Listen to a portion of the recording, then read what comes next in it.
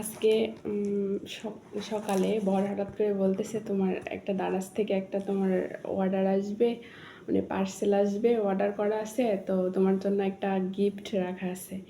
তো আমি বলতেছি যে আমার বর আবার কবে এত ভালো হয়ে গেল যে আমার জন্য দারাজ থেকে পার্সেল নিয়ে আসতেছে, তাও আবার সেটা গিফট, আমাকে গিফট দেওয়ার জন্য।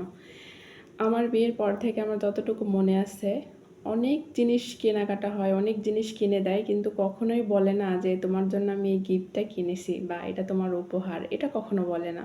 অনেক জিনিস কিনে দেয়, অনেক জিনিস, শখের জিনিস সবই কিনে দেয়, কারণ হাজব্যান্ড, ও ছাড়া তার শখের জিনিস কিনে দেওয়ার মানুষ নাই। তোমরা জানো যে আমার আব্বা কিছুদিন আগে মারা গেছে।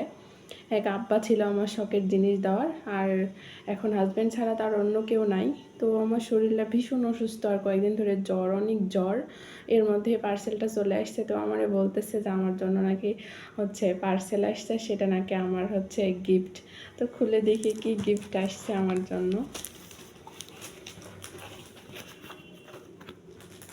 আমি যদিও নেওয়ার আগে একটু চেক করে নিছি, এই যে একটু চেক করে নিয়ে এসেছি, তারপরেও দেখায়। এটা তোমার প্রিন্টারের কালি। আমি এটা দিয়ে কী করবো বলো, এটা আমার কোনো কাজ নাই। এগুলো সবই প্রিন্টারের কালি। এটাও প্রিন্টারের কালি, এটাও প্রিন্টারের কালি।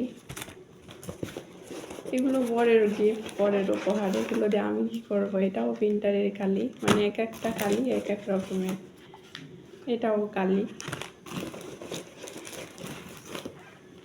এটাও কালি। আমার জন্য কিন্তু কোনো গিফট